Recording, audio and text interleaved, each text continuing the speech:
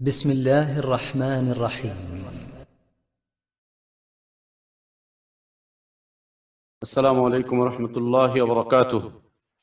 الحمد لله رب العالمين، والصلاة والسلام على أشرف الأنبياء والمرسلين نبينا محمد وعلى آله وأصحابه أجمعين ومن تبعهم بإحسان إلى يوم الدين.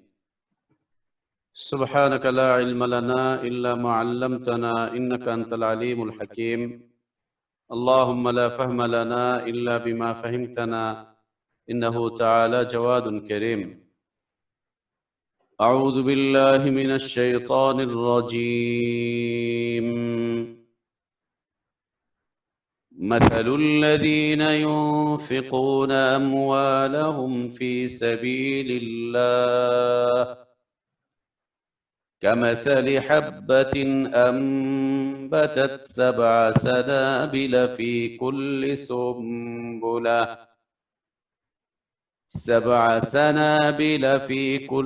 سنبلة 100 حبة، والله يضاعف لمن يشاء، والله واسع عليم.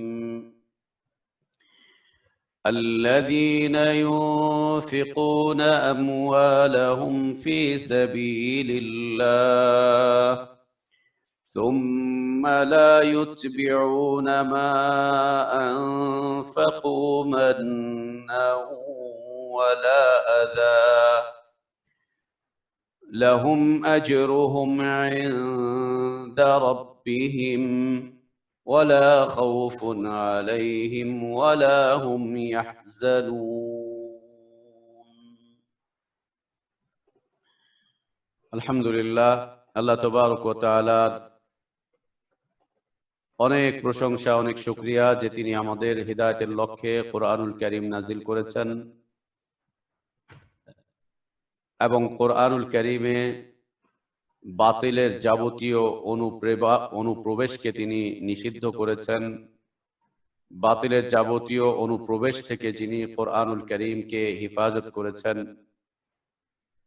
যিনি কোরআনুল কারীমের হিদায়াতের রাস্তাকে কিয়ামত পর্যন্ত খুলে রেখেছেন, যিনি কোরআনের তিলাওয়াত দ্বারা মুমিনের অন্তরকে প্রশান্ত করে দেন, কোরআনুল কারীমের তিলাওয়াতের মাধ্যম দিয়ে যিনি মানুষের উপরে রহমত, খায়ের, বারাকাত নাজিল করেন, মাগফিরাতের রাস্তাকে উন্মুক্ত করেন, সে আল্লাহরই প্রশংসা যিনি আমাদেরকে কোরআনের এই তালিমি মাজলিসে অংশগ্রহণ করার তৌফিক দান করেছেন। আলহামদুলিল্লাহ। অনেক অনেক সালাতু সালাম আমাদের প্রিয় নবী মুহাম্মদুর রাসূলুল্লাহ সাল্লাল্লাহু আলাইহি ওয়া আলিহি ওয়া সাল্লামের প্রতি। আল্লাহ সুবহানাহু ওয়া তাআলা যার কাছে কোরআনুল কারীম নাজিল করেছিলেন, যিনি কোরআন পড়তেন, পড়াতেন, বুঝতেন, বুঝাতেন, যিনি কোরআন অনুযায়ী জীবন যাপন করতেন, যিনি কোরআনুল কারীমের হাফেজ ছিলেন, যার চরিত্র ছিল কোরআনুল কারীমের বাস্তব রূপ, সেই রাসূলের প্রতি সালাতু সালাম। আল্লাহুম্মা সাল্লি আলাইহি আল্লাহুম্মা বারিক আলাইহি। সম্মানিত উপস্থিতি, আমরা সূরা আল বাকারা থেকে অধ্যয়ন করছিলাম। গতকালকে আমরা সর্বশেষ আলোচনা করেছিলাম সূরা আল বাকারার 260 নম্বর আয়াত পর্যন্ত। 260 নম্বর আয়াতে একেবারে শেষের দিকে চলে এসেছিলাম, শেষ করেছিলাম। আমরা ওখানে আলোচনায় ছিলাম যে আল্লাহ তাবারক ওয়া তাআলা ইব্রাহিম আলাইহিস সালাতু ওয়াস সালামকে বলছেন, ওয়ালাম আন্নাল্লাহা আজিজুন হাকীম। ইব্রাহিম তুমি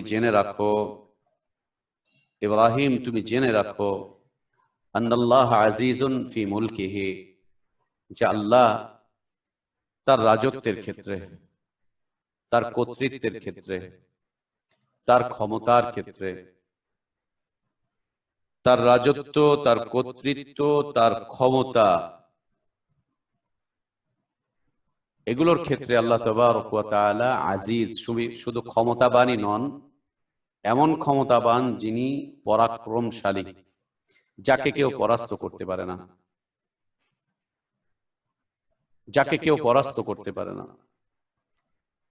আল্লাহ তাবারক ওয়া তাআলার সিফাতের মধ্যে পরাজয় বলতে কিছু নেই, দুর্বলতা বলতে কিছু নেই। দুর্বলতা, পরাজয় এগুলো কিছুই নেই আল্লাহ তাবারক ওয়া তাআলার সিফাতগুলোর মধ্যে, এগুলোর কিছু নেই। আল্লাহ তাবারক ওয়া তাআলা দুর্বল নন, দুর্বলতা তাকে গ্রাস করে না, তিনি ঘুমান না, তিনি খান না। তার কোনো পরিবার বলতে তার স্ত্রী নেই, তার সন্তান নেই।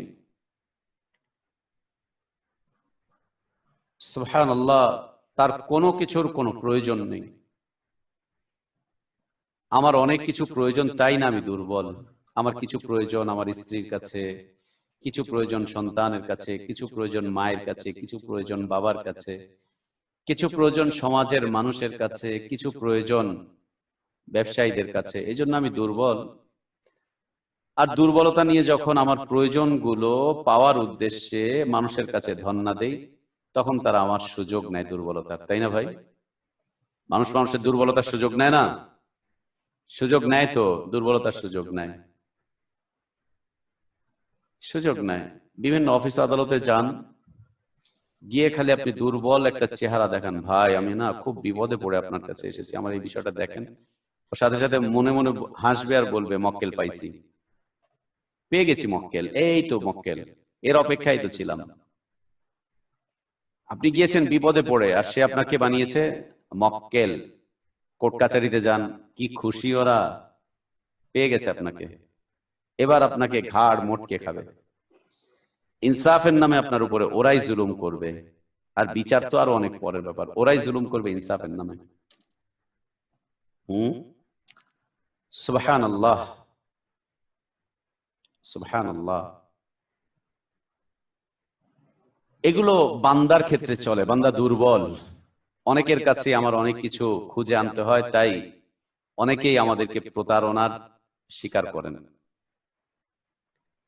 তো আল্লাহ তাবারক ওয়া তাআলা তিনি তো সর্বশ্রেষ্ঠ দাতা, কারো কাছে তার কোনো কিছু চাওয়ার নেই, কারো কাছে তার কোনো কিছু পাওয়ারও নেই। বান্দা ইবাদত করে এটা তার নিজের জন্যই করে। আমি সালাত পড়ি আমার নিজের জন্য, আমি যাকাত দিই আমার নিজের জন্য, আমি হজ করি আমার নিজের জন্য। এতে আল্লাহর কি উপকার? আল্লাহ নবী সাল্লাল্লাহু আলাইহি ওয়া আলিহি ওয়াসাল্লাম বলেন যে আল্লাহ তাবারক ওয়া তাআলা বলেছেন হাদিসে কুদসি, পৃথিবীর সকল মানুষ এবং সকল জিন, প্রথম থেকে নিয়ে শেষ পর্যন্ত সকল ইনসান এবং সকল জিন্নাত যদি একদম নিষ্পাপ হয়ে যায়, কোনো পাপ না করে, আর আল্লাহর ইবাদত করতে থাকে, সবাই পরেজগার হয়ে যায়, মুত্তাকি হয়ে যায়, তাহলে আল্লাহর রাজত্বে কিছুই বাড়বে না। দুনিয়ার সব মানুষ যদি আল্লাহর ইবাদতকারী হয়ে যায়, তো দুনিয়া 9টা হয়ে যাবে, তাই? এখন তো 7টা স্তর আছে দুনিয়ার, তখন 9টা স্তর হবে, তাই? সব মানুষ আল্লাহর ইবাদত করা শুরু করে দিলে তো 18টা হয়ে যাওয়ার কথা দুনিয়া, 18 স্তরের, তাই না? জি না, যা আছে তাই থাকবে। আল্লাহর রাজত্বে এরা কিছুই বাড়াতে পারবে না। আমি আপনি ইবাদত করি আমার নিজের জন্য। ফামান শাকারা ফাইন্নামা ইয়াশকুরু লিনাফসিহি, যে আল্লাহর কৃতজ্ঞতা স্বীকার করে ও আসলে নিজের জন্যই করে। ওর কৃতজ্ঞতা স্বীকার করার মধ্যে আল্লাহর রাজত্বে কিছুই বাড়বে না, আল্লাহর কোনো ফায়দা নাই। আর কৃতজ্ঞতা স্বীকার না করলে আল্লাহর কোনো লসও নেই। আমরা ইবাদত করলে আমাদের লাভ, আল্লাহর দাসত্ব করলে আমাদের লাভ, আল্লাহর কোনো লাভ নেই। আর আমরা ইবাদত ছেড়ে দিলে আমাদের লস, আল্লাহ তাবারক ওয়া তাআলার কোনো লস নেই, কোনো লস নেই আল্লাহ তাবারক ওয়া তাআলার। আমরা তাওহীদ অনুযায়ী জীবন যাপন করলে আমাদেরই লাভ, আমাদেরই লাভ। আর আল্লাহ তাওহীদ যদি আমরা না মানি, তো লস যা হওয়ার তা তো আমাদেরই হবে। এতে আল্লাহ তাবারক ওয়া তাআলার কোনো লাভেরও কিছু নেই, কোনো লসেরও কিছু নেই। আল্লাহ তাবারক ওয়া তাআলা বলছেন সকল জিন্নাত সকল ইনসান সবাই যদি একেবারে পরেজগার মুত্তাকি হয়ে যায়, আল্লাহর ইবাদত করে, তো আল্লাহর রাজত্বে কিছুই বাড়বে না। আবার পৃথিবীর সব মানুষ মিলে যদি কাফের হয়ে যায়, কাফের মুশরিক হয়ে যায়, ইবাদত ছেড়ে দেয়, সবাই সীমালঙ্ঘনকারী হয়ে যায়, আল্লাহর রাজত্বে কিছুই কমবে না। তখন দুনিয়া 7 স্তর থেকে 5 স্তরে আসবে না, বা 3 স্তরে আসবে না। আসমান 7 আসমানের থেকে 2 আসমান খসে পড়বে না, যা আছে তাই থাকবে। চাই থাকবে।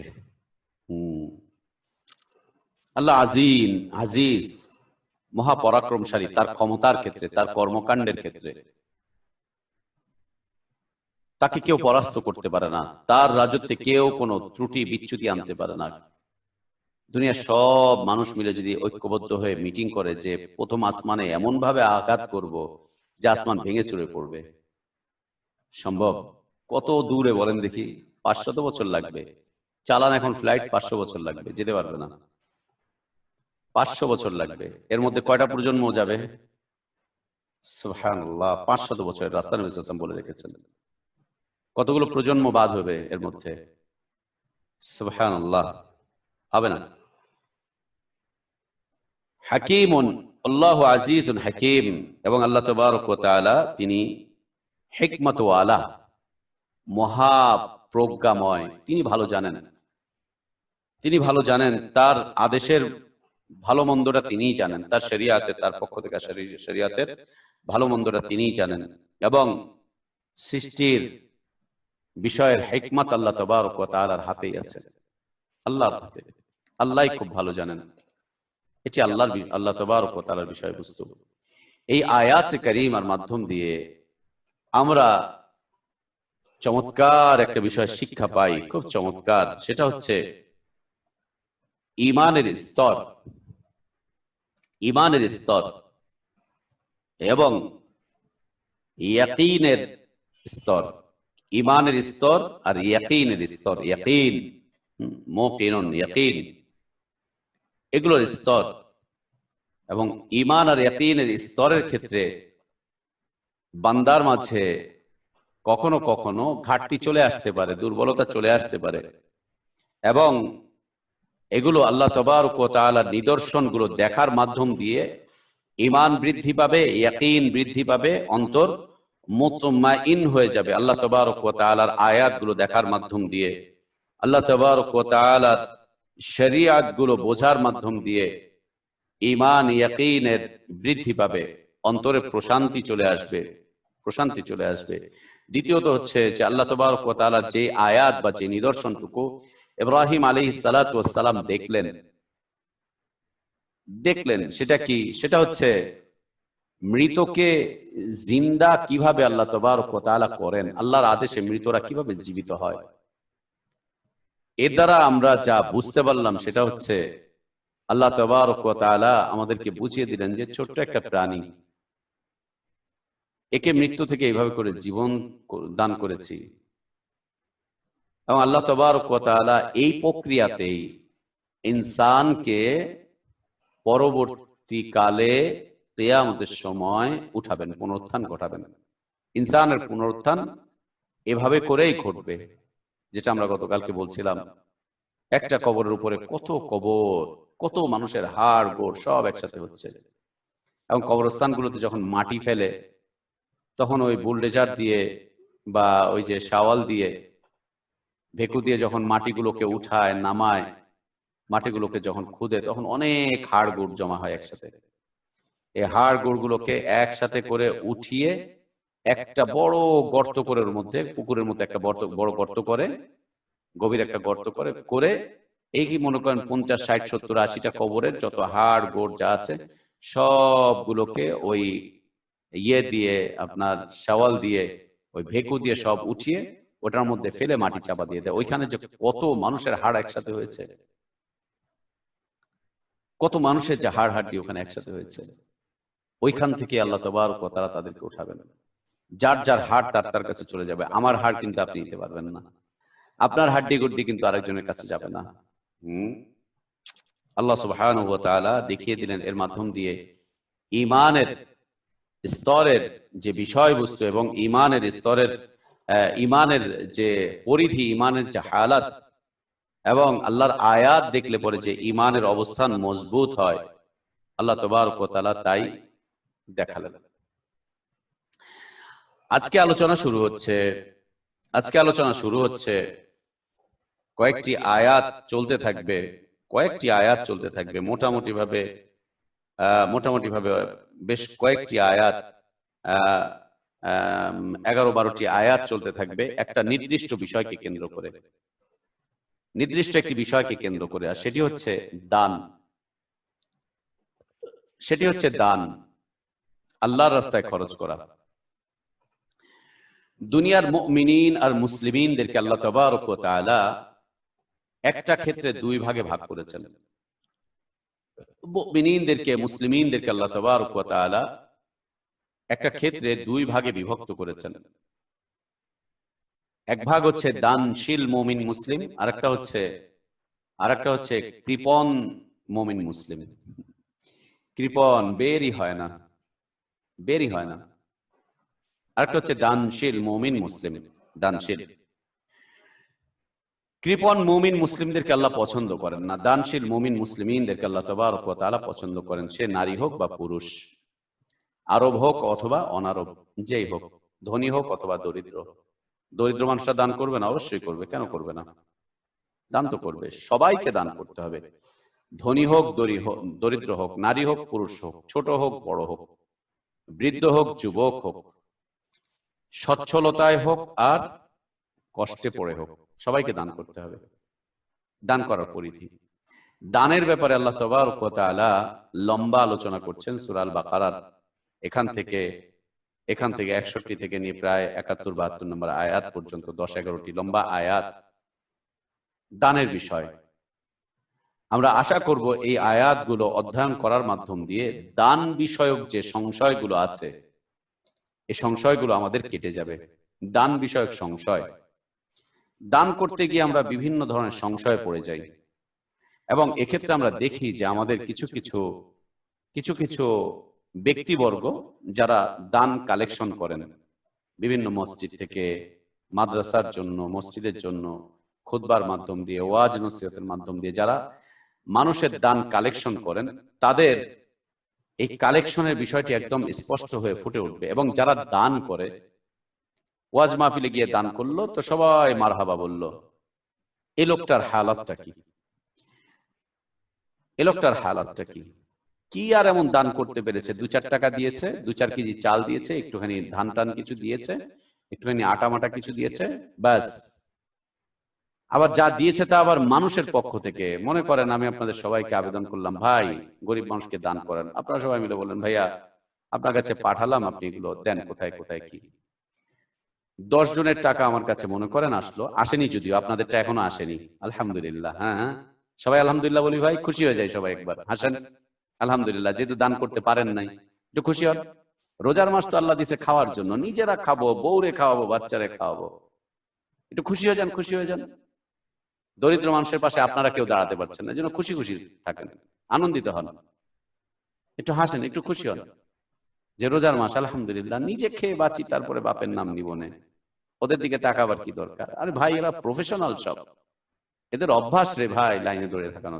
আপনি জানেন এদের অভ্যাস, এরা প্রফেশনাল, আপনি জানেন। কয়টা বাচ্চার আর্তনাদ শুনেছেন, কয়টা বাচ্চার কান্না শুনেছেন, কয়টা বিধবা মহিলার কথা শুনেছেন আপনি? কয়জনের আবেদন আপনার কাছে এসেছে? আনন্দিত হন, আপনার কাছে কেউ দাবি করেনি আর আপনিও দেন নাই। সুবহানাল্লাহ। যা বলছিলাম, মনে করেন আপনারা পাঠালেন, যদিও আপনারা দেন নাই, আলহামদুলিল্লাহ, না দিয়েই থাকেন, আপনারা নিজেরাই দেন, চারও ভালো, আপনারা নিজেরাই খরচ করেন, খুব চমৎকার। দিলেন, এখন আমার কাছে চলে এসছে, মাশাআল্লাহ, আমি এখন পোটলায় ভরে ভরে 100টা পোটলা আমার বাসার সামনে জমা করলাম, জমা করে ছবি উঠালাম, ভিডিও করলাম। আমি ওখানে মাশাআল্লাহ একটু মেকআপ টেকআপ নিয়ে দাঁড়িয়ে থাকলাম, আর কয়েকজন লোককে নিয়ে আসা হলো, ব্যাস আমি ওদের হাতে তুলে দিচ্ছি আর বলছি, নেন নেন নেন, দোয়া করেন, দোয়া করেন, ব্যাস। দুনিয়াতে দানশীল হিসেবে পরিচয় পেয়ে গেলাম, কিন্তু আপনি কিছুই হলেন না। ওরা কিন্তু আমারই নাম নিবে, ব্যাস। আমি এই ভিডিওটা নিয়ে কি করলাম? আছেই তো এখন প্রচার মাধ্যম, রিয়া করার সবচাইতে বড় জায়গা, আমলের রিয়া করার সবচাইতে বড় ক্ষেত্র হচ্ছে ফেসবুক, ইন্টারনেট। আপনি রিয়াকারী হতে চান, কোনো কষ্ট করার দরকার নেই। কষ্টটা হচ্ছে খালি একজনকে বলবেন, ভাই এটা নেন মোবাইলটা, আমার একটু ছবিটা তুলে দেন, উনি ছবিটা তুলে দিবে, উনি ভিডিওটা করে দিবে, বাস। আপনি খালি একজন ব্যক্তিকে বলবেন বা নিজে এটাকে ইন্টারনেটে আপলোড করে দিবেন, বাস। রিয়া করা কি এত কঠিন কিছু নাকি ভাই? দুনিয়া আপনাকে দেখবে, আপনি এখন হিট, আপনি এখন পরিচিত, মাশাআল্লাহ, আপনি এখন পরিচিত, আপনিই পরিচিত। মানুষের টাকা আপনার কাছে আসতেছে আর আপনি এটা নিয়ে ফেমাস হচ্ছেন, আর এটাকে আপনি ছবি উঠিয়ে ভিডিও করে মানুষের কাছে আবার ছড়িয়ে দিচ্ছেন, সারা দুনিয়াকে আপনি দেখাচ্ছেন যে আপনি একজন অমক তমক এই সেই। আল্লাহকে ভয় করি ভাইয়া, আল্লাহকে ভয় করি ভাইয়া, আল্লাহকে ভয় করি ভাইয়া, ভয় করি আল্লাহকে। এত আমল নষ্ট করার জন্য এত উদ্গ্রীব কেন আমরা? নিজেদের ইবাদত গুলোকে নষ্ট করার জন্য, বিনিময় শূন্য করার জন্য, ইবাদত গুলো পরিত্যক্ত হওয়ার জন্য এত উদ্গ্রীব কেন, এত আশার্থী কেন, এত আকাঙ্ক্ষা কেন আমাদের? যে আমলগুলো যেন নষ্ট হয়ে যায়, এর কোনো প্রতিদান যাতে আমি আখেরাতে না পাই, এত আকাঙ্ক্ষা করি কেন? এত আকাঙ্ক্ষা কেন করি? লা ইলাহা ইল্লাল্লাহ, লা ইলাহা ইল্লাল্লাহ। ছবি তুলে বাস নেটে দিয়ে দেওয়া হচ্ছে। আপনি ইমোতে আমার ছবিটা দেখছেন? দেখেন একটু, মাশাআল্লাহ, ওই যে দেখেন, এই যে দিয়ে দিছি আমার ফেসবুক আইডিতে, যান যে দেখেন, এই যে আমি এগুলা করতেছি। ওকে দিয়ে ভিডিও করায়, তাকে দিয়ে ভিডিও করায়, এক ব্যাগকে 10 বার ঘুরায় নিয়ে আসে। লা ইলাহা ইল্লাল্লাহ, আস্তাগফিরুল্লাহ ওয়া আতুবু ইলাইহি। কি চাচ্ছেন? কি চাচ্ছেন? আমার কাছে তো মাঝে মাঝে মনে হয় আমাদের চাইতে এই অমুসলিম যে সমস্ত দাতা সংস্থাগুলো বিভিন্ন মুসলিম দেশে এসে গরিব মানুষদের পাশে দাঁড়িয়ে যে খেদমত গুলা দিচ্ছে, আমাদের এই দানের কোয়ালিটি চাইতে আল্লাহ ভালো জানেন, আমার কাছে মনে হয় ওদের ইখলাস বেশি। মনে হয় যেন ওদের ইখলাস বেশি, মনে হয়, আল্লাহ ভালো জানেন, মনে হয়। আস্তাগফিরুল্লাহ ওয়া আতুবু ইলাইহি। এটা আল্লাহর রাস্তায় দান না, এর কোনো বিনিময় আল্লাহ তাবারক ওয়া তাআলা দিবেন না, ওই হুজুরকেও দিবেন না, আপনাদেরকেও দিবেন না। এর কোনো বিনিময় পাওয়া যাবে না। ওই হুজুরও শূন্য, আপনিও শূন্য, একদম শূন্য। মাঝখান থেকে যারা চাল ডাল পেরো ওদের একটু উপকার হয়েছে, এই আর কি। সুবহানাল্লাহ। কেন রে ভাই, এমনটা কেন? এমনটা কেন? আল্লাহ তাবারক ওয়া তাআলা মুমিনদেরকে দুই ভাগে ভাগ করেছেন। এই আয়াতের আলোকে, এই আয়াতগুলোর আলোকে আমরা পাবো মুমিনদের, মুসলিমিনদের দুইটা হালাত, দুইটা অবস্থান। একটা হচ্ছে দানশীল, আর একটা হচ্ছে কৃপণ, বখিল, যারা দান করে না। অবশ্যই যারা দান করে তারা উত্তম বখিলদের থেকে। আবার অবশ্যই এই বখিলগুলো উত্তম ওই দানশীলদের থেকে যে দানশীলরা সুনাম সুখ্যাতি অর্জনের জন্য দান করে, তাদের চাইতে এই বখিলরা উত্তম। কারণ এই বখিলের ব্যাপারে আল্লাহ বলছেন, ওমাই ইয়াবখাল ফাইন্নামা ইয়াবখালু লিনাফসিহি। যে ব্যক্তি বখিল সে আসলে নিজের সাথেই এই কৃপণতা করলো। যে কৃপণ, তার কৃপণতা তার নিজের সাথে জড়িত। আর যে ব্যক্তি দান করে আত্মতুষ্টি লাভ করার জন্য বিভিন্ন ভাবে প্রচার করে বেড়ালো, সে দাজ্জালের অনুসারী হয়ে গেল। আর এক বর্ণনায় সে জাহান্নামের অধিবাসী হবে, আর এক বর্ণনায় তার আমল টামল সব নষ্ট হয়ে যাবে, আর এক বর্ণনায় সে আযাবের মধ্যে উল্টে পড়ে থাকবে, ঝুলে পড়ে থাকবে। অনেকগুলো বর্ণনা এসেছে, অনেকগুলো বর্ণনা এসেছে। তার এই ফিতনা দাজ্জালের ফিতনার চাইতেও ভয়াবহ হবে, ভয়াবহ ফিতনার মধ্যে পড়বে সে। ওই বখিল এই দানশীলের চাইতে উত্তম, যে দানশীল দান করে খোটা দেয়, যে দানশীল দান করে মানুষের কাছে প্রচার করে বেড়ায়, যে দানশীল দান করে 100 জন লোকের কাছে বলে, যে দানশীল দান করে আবার ফেরত নিয়ে চলে আসে, যে দানশীল দান করার সময় মানুষকে ধমক দেয়, যে দানশীল দান করার সময় বলে, ওই তোরে অমুক দিন দিছি, তুই আবার আইসিস কে, এই করছিস সেই করছিস কে, ওই তোর ঘরে ওইটা নাই সেটা নেই, কিরে তুই এখানে লাইন ধরলি কেন, তোর ঘরে নাই আছে সে আছে।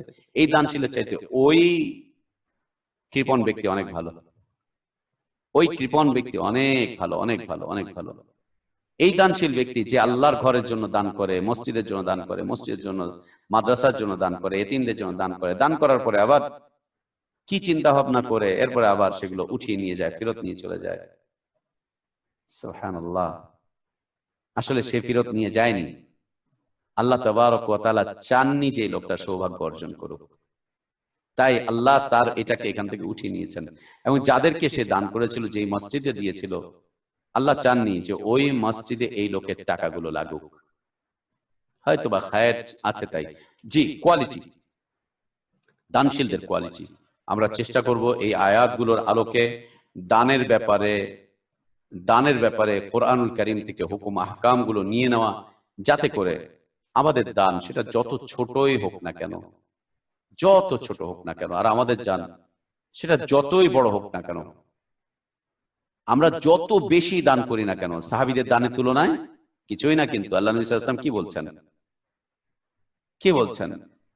এই উম্মতের কোন ব্যক্তি যদি অহুদ পাহাড় পরিমাণ স্বর্ণ আল্লাহর রাস্তায় দান করে, এক পাহাড় পরিমাণ স্বর্ণ, আর সাহাবীরা যে সামান্য একটু স্বর্ণ আল্লাহর রাস্তায় দান করেছেন, তার কাছে এই পাহাড় পরিমাণ স্বর্ণ হালকা হয়ে যাবে। কোনোদিন সাহাবীদেরকে ক্রস করা যাবে না, পার করা যাবে না তাদেরকে দান করে। দ্বিতীয়ত হচ্ছে, আপনি যা দান করেছেন তা তো আল্লাহ আপনাকে দিয়েছেন। 3 নাম্বার হচ্ছে, আপনার দানের তুলনায় আল্লাহর দান অনেক বড়, অনেক বেশি, অনেক বেশি। কি আর দান করেছেন, কি আর দান করলেন? সুবহানাল্লাহ, কি আর দান করলেন, কি করলেন? আমরা একটুখানি দান করে এত বাহবা নিতে চেষ্টা করি, আর আল্লাহ তাবারক ওয়া তাআলা আমাদেরকে এত কিছু দান করেছেন। দান করে আল্লাহ কয়দিন খোটা মেরেছেন বলেন তো? কয়দিন খোটা দিয়েছেন? সুবহানাল্লাহ, কয়দিন? এটা ঠিক নয়, একদম উচিত নয়। দানের ব্যাপারে আল্লাহ তাবারক ওয়া তাআলা মুমিনদেরকে 2 ভাগ করেছেন। একটা ভাগ হচ্ছে দানশীল, আর একটা হচ্ছে কৃপণ। আবার দানশীল ব্যক্তিকে আল্লাহ তাবারক ওয়া তাআলা কয়েক ভাগে বিভক্ত করেছেন, যা আমরা আয়াতগুলো থেকে পাবো। কয়েক ভাগে বিভক্ত করেছেন।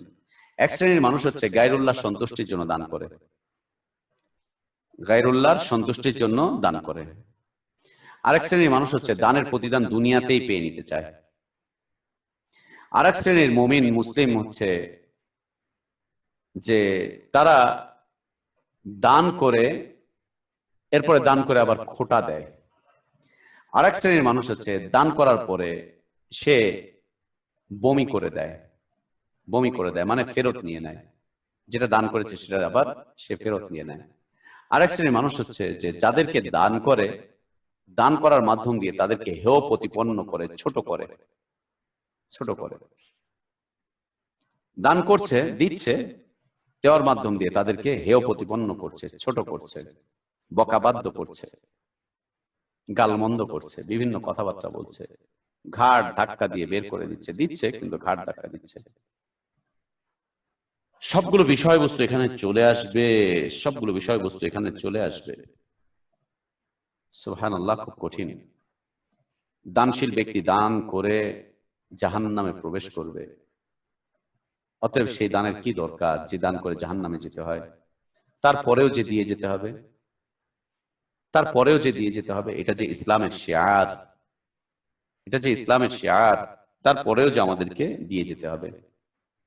আসি আমরা দানের ব্যাপারটাকে একটু দেখি, আল্লাহ তাবারক ওয়া তাআলা কি বলছেন। আজকে দানের ব্যাপারে যে আয়াতটি 261 নম্বর আয়াত, এই আয়াতে আল্লাহ তাবারক ওয়া তাআলা দানের ফজিলত নিয়ে আলোচনা করছেন, যে দানটা কেমন, দানটা কেমন, দানের একটা ধরন, দানের একটা পরিচয় আল্লাহ তাবারক ওয়া তাআলা দিচ্ছেন। দানের পরিচয়, দানের ধরন, দানের ফজিলত। এরপরে আল্লাহ তাবারক ওয়া তাআলা বাকি বিষয়বস্তুগুলো পরের আয়াতগুলো আমরা পড়লে পেয়ে যাব। আল্লাহ তাবারক ওয়া তাআলা বলেন, মাসালুল লাযীনা ইউনফিকুনা আমওয়ালাহুম ফি সাবিলিল্লাহ। মাসাল, মাসাল মানে দৃষ্টান্ত, দৃষ্টান্ত, উদাহরণ। আল্লাযীনা, তাদের, ইউনফিকুনা, যারা দান করে, খরচ করে, ব্যয় করে, যারা দান করে, খরচ করে, ব্যয় করে। কোথায় ব্যয় করবে? ফি সাবিলিল্লাহ, কি ব্যয় করবে? আমওয়ালাহুম, তাদের মালগুলো। যারা দান করে তাদের মালগুলো। আমওয়াল মানে মালের বহুবচন, মাল এর বহুবচন হচ্ছে আমওয়াল, অনেক মাল। তার মানে আপনি শুধু একটা মালই দান করবেন, বাকিগুলো করবেন না, তা হয় না কিন্তু। তো কি করবেন? বাসার যে পুরাতন ফার্নিচার গুলো আছে না, ওগুলো মাদ্রাসায় পাঠিয়ে দিবেন, নতুন গুলো বাসায় রাখবেন, পুরাতন গুলো শুধু মাদ্রাসায় দিয়ে দিবেন। কেন? আরে ভাই, বাসায় নতুন থাকে, মাদ্রাসা ওখানে এতিম মিতিমরা থাকে, ওগুলো পুরানো হওয়াটাই ভালো। ফার্নিচার চেঞ্জ করবেন, তাই আমাদের কাছে পুরানটা দিয়ে দিবেন। আমরাও খুব খুশি ভাই, আলহামদুলিল্লাহ, পুরানটা দিতে পারছেন তো আমরাও খুব খুশি। আমরাও চিনে নিলাম যে ভাইজান আমার মাশাআল্লাহ পুরানটা দিতে পেরে কত আনন্দিত। আমরাও চিনতে পারলাম, আলহামদুলিল্লাহ, বারাকাল্লাহ, জাযাকাল্লাহ, জাযাকাল্লাহ, জাযাকাল্লাহ। আপনার বাড়িতে নতুন সোফার উপরে বসে বসে মানুষ টিভি দেখবে, নাচ দেখবে, গান দেখবে, আর যা যা করার করবে, ঠিক আছে করুক। আমরা ওই পুরানটাতে বসে আলহামদুলিল্লাহ কোরআন হাদিস পড়বো, পড়লাম, সমস্যা নেই। আমরা নতুনটা বলি না যে নতুনটা দেন, বাদ বাকি বুঝে ফেললাম মানুষ আল্লাহর রাস্তায় নিকৃষ্টতা দেয়, আর নিজের ঘরের জন্য ভালোটা কিনে আনে। আর আল্লাহ কি বলছেন, লান তানালুল বিররা হাত্তা তুনফিকু মিম্মা তুহিব্বুন ওয়া মা তুনফিকু মিন শাইইন ফাইন্নাল্লাহা বিহি আলিম। ততক্ষণ পর্যন্ত কেউ কল্যাণের রাস্তায় আগাতে পারবে না, কল্যাণ পাবে না, কল্যাণ অর্জন করতে পারবে না, যতক্ষণ না তার প্রিয় বস্তুটাকে তারা আল্লাহর রাস্তায় খরচ করতে পারবে। দামি বস্তু, প্রিয় বস্তু, তার চক্ষু শীতলকারী বস্তু, তার চাওয়ার বিষয়বস্তু যতক্ষণ না সে দান করতে পারবে, ততক্ষণ পর্যন্ত সে বীর অর্জন করতে পারবে না, কল্যাণ অর্জন করতে পারবে না। ঠিক আছে ভাই, মাদ্রাসায় ভাঙাচোরাটাই দেন, দেন তো ভাই, তাও তো দিচ্ছেন, না দিলে কি করতাম ভাই? জোর করে আনতে পারতাম? জোর করে কি আনতে পারতাম ভাই? সুবহানাল্লাহ, ফ্রিজ একটা দিবেন, ভাঙাটা দিবেন, দেন না, কি আর করার আছে? ভাঙাড়িওয়ালাদের কাছে না দিয়ে ডাস্টবিনে না ফেলে আমাদের কাছে পাঠাইছেন, আলহামদুলিল্লাহ, তাও কি আর করার ভাই? মতিউর রহমান ভাই বলে কথা না ভাই, কিছু করার নাই। আল্লাহ তাবারক ওয়া তাআলা বলছেন, আল্লাযীনা ইউনফিকুনা আমওয়ালাহুম, যারা তাদের মালগুলোকে ব্যয় করে, একটা দুইটা না কিন্তু অনেক মাল। তার মানে আপনার ঘরে চাল আছে, ব্যয় করেন, ডাল আছে, ওখান থেকে দেন, ওখান থেকে দেন। বাচ্চাদেরকে শেখান, ঘর থেকে দিতে হয় বেটা। পোলাপান খালি বাপের পকেট থেকে টাকা চুরি করে ইন্টারনেটের এমবি কিনে, পোলাপান ঘর থেকে টাকা চুরি করে ওইটা খায়, এই টাকায় সেই টাকায়, পোলাপান ঘর থেকে টাকা নিয়ে যেয়ে বাপের পকেট থেকে টাকা চুরি করে নিয়ে বন্ধু বান্ধবদের নিয়ে আড্ডা মারে। ও তো করবেই রে ভাই, আপনি শেখান নাই যে বাপের এখান থেকে নিয়ে যাও আর যাই করো, আল্লাহ রাস্তায় খরচ করতে নিয়ে যাও। আমার পকেট থেকে আল্লাহ মাফ করেন, আমি বলছি না এটা ঠিক, আমার পকেট থেকে যদি আমার সন্তান টাকা নিয়ে যে আল্লাহ রাস্তায় দান করে, এটা আমার জন্য সৌভাগ্যের বিষয় যে বাচ্চাটা তো আল্লাহর রাস্তায় দিয়েছে, ফকিরকে দিয়েছে, মিসকিনকে দিয়েছে, মসজিদে দিয়ে এসছে, মসজিদে দিয়ে এসছে। ও নিয়ে বন্ধু বান্ধবের সাথে আড্ডা মারছে, আড্ডা মারতে গিয়ে যা করা তা তো আমরা জানি, 2 আঙ্গুল আর 3 আঙ্গুল দিয়ে কি করে, আল্লাহ মাফ করেন আমাদেরকে। বাড়িতে যে মালগুলো আছে এখান থেকে খরচ করতে হবে ভাই, ওখান থেকে খরচ করতে হবে, দেখিয়ে দিতে হবে। আগেকার মা চাচিদের অভ্যাসগুলো না খুব সুন্দর ছিল, খুব আকৃষ্ট করে আমাদেরকে। সাহাবীদের জীবনটা না খুব আকৃষ্ট করে। ঘর থেকে তরকারির পাতিল নিয়ে চলে আসলেন, রুটি নিয়ে চলে আসলেন, গমের ব্যাগ নিয়ে চলে আসলেন মুসলিম ভাইদের জন্য, আল্লাহু আকবার, খেজুর কাঁদি নিয়ে চলে আসলেন, বাসা থেকে ঠান্ডা পানিটা নিয়ে চলে আসলেন, যা আছে ঘর থেকে লবণের বাটি নিয়ে চলে আসলেন, আল্লাহু আকবার, যা আছে তাই নিয়ে চলে আসতেন। নেন, কেমন যেন সুবহানাল্লাহ সব বদলে গেল। আল্লাযীনা ইউনফিকুন মাসালুল্লাযীনা ইউনফিকুনা আমওয়ালাহুম ফি সাবিলিল্লাহ, যারা তাদের মালগুলোকে খরচ করে, মালগুলোকে খরচ করে। হ্যাঁ, রাস্তায় রাস্তায় মানবতার দেয়াল দাঁড়িয়েছে, দেখেছেন তো? মানবতার দেয়ালে যে কাপড়গুলো আছে সব কিন্তু আড়ং-এর, সব কিন্তু নতুন নতুন শোরুম থেকে নিয়ে এসছে, সব নতুন নতুন কাপড় দিয়েছে, আর ওনারা কিন্তু ওখান থেকে পুরানটা নিয়ে যে ঘরে রাখতেছে, তাই না ভাই? মানবতার দেওয়াল, মাশাআল্লাহ, কি মানবতার পাশে দাঁড়াচ্ছে, চকচকাটা ওনার গায়ে, আর পুরান ছিঁড়া বেড়া যেটা পরার যোগ্য না ওটা এনে মানবতার দেওয়ালে কাজ করছে। তাও তো করতেছে, না করলে কি করতাম বলেন? না করলেই বা কি করতাম? আর ওইটা পেয়ে ওরা যা হচ্ছে তাই হচ্ছে, খুশি, আলহামদুলিল্লাহ, আলহামদুলিল্লাহ। ওই দিন এই কালকে না পরশুদিন যেন আমাদের এলাকা দিয়ে যাচ্ছি ওষুধ কিনতে, তো মানবতার দেয়ালের পাশ দিয়ে যাচ্ছি, সুবহানাল্লাহ, কাপড় চোপড় সব পড়ে আছে পুরাতন, আস্তাগফিরুল্লাহ। ওখানে দেখলাম আন্ডার গার্মেন্টস গুলাও রাখা, নারী পুরুষদের আন্ডার গার্মেন্টসও দিয়ে গেছে। কতটা নির্লজ্জ বেহায়া হলে এই কাজ করেছি। এটাও মানবতার দেওয়াল? কি দান করতে হবে তাও জানে না, দেখেন দান করতেছে, কি দান করতে হবে? আল্লাহ বলছেন আমওয়াল, মালগুলোকে দান করো, মালগুলোকে দান করো। এটা পড়ার অযোগ্য হয়েছে, এটা আর কোনো মালই না, মালই না, এটা হচ্ছে ওই যে রান্নাঘরে লুচি বানায়, ঘর মোছা বানাবে, এটাকে মাল হিসেবে দান করে দিচ্ছে। না, এটা হয় না আসলে, এটা হয় না আসলে, এটা হয় না আসলে। আমওয়ালাহুম ফি সাবিলিল্লাহ, এর ব্যাখ্যায় আসবে মাল কি কি, কোথায় দান করবে? আল্লাহর রাস্তায়, আল্লাহর রাস্তায়। আল্লাহর রাস্তা কোনটা? জি, আল্লাহর রাস্তা অনেকগুলো আছে না? দাওয়াতের রাস্তা আল্লাহর রাস্তা, হ্যাঁ, তাবলীগের রাস্তা আল্লাহর রাস্তা, জিহাদের রাস্তা আল্লাহর রাস্তা, মাদ্রাসায় তালেবে ইলমরা যে লেখাপড়া করছে এটা আল্লাহর রাস্তা, কোরআন হাদিস শিখছে বাচ্চা কাচ্চারা, এটা কিন্তু আল্লাহর রাস্তা, সবগুলো আল্লাহর রাস্তা। আল্লাহর রাস্তায় যারা দান করবে,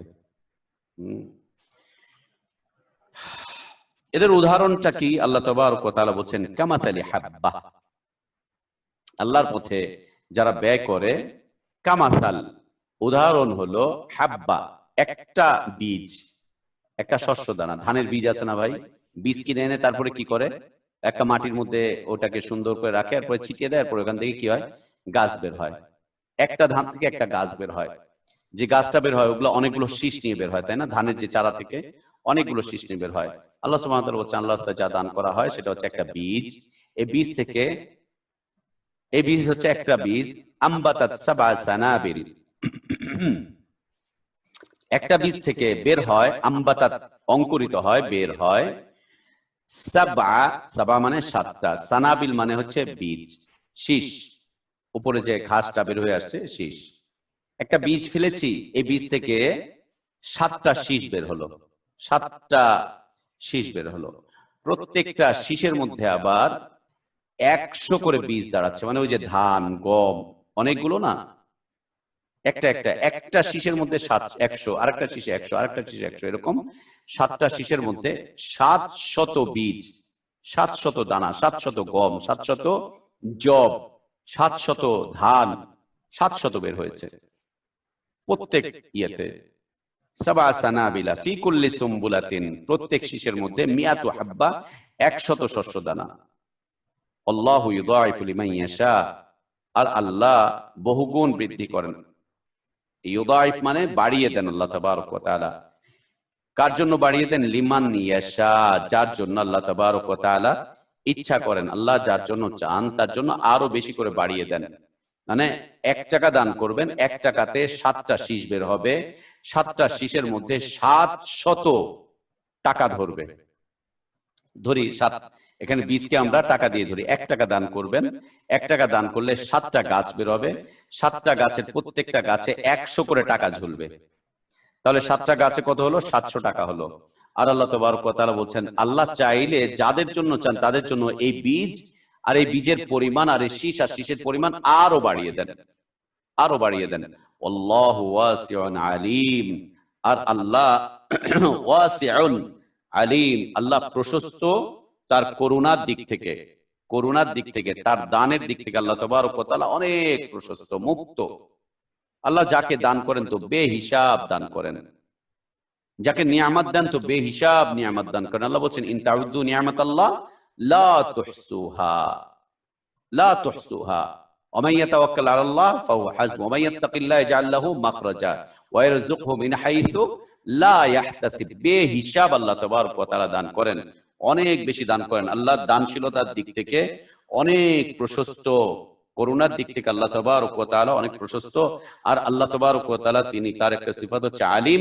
এই আলিম হচ্ছে যে ব্যক্তি অতিরিক্ত পাওয়ার যোগ্য, সেই বিষয়ে আল্লাহ তাবারক ওয়া তাআলা খুব ভালো জানেন। কে বেশি পাওয়ার যোগ্য, কে প্রচুর নিয়ামত পাওয়ার যোগ্য, কে প্রচুর করুণা পাওয়ার যোগ্য, সেটা আল্লাহ তাবারক ওয়া তাআলা সবচাইতে বেশি জানেন। আল্লাহ আমাদের ইলমে বারাকাত দান করেন, হায়াতে বারাকাত দান করেন, নেক আমল কবুল করেন, তিলাওয়াত গুলো কবুল করেন, কিয়াম গুলো কবুল করেন, সিয়াম গুলো কবুল করেন। আমাদের অসুস্থদেরকে আল্লাহ সুস্থ করে দেন।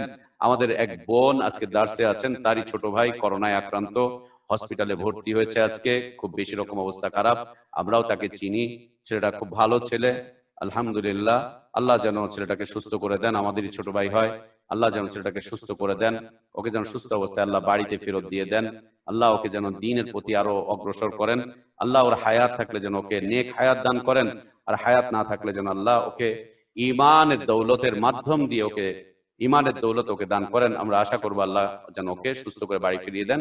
লা বাসা তাহুর ইনশাআল্লাহ, লা বাসা তাহুর ইনশাআল্লাহ, লা বাসা তাহুর ইনশাআল্লাহ, খুব তাড়াতাড়ি ভালো হয়ে যাবে ইনশাআল্লাহ।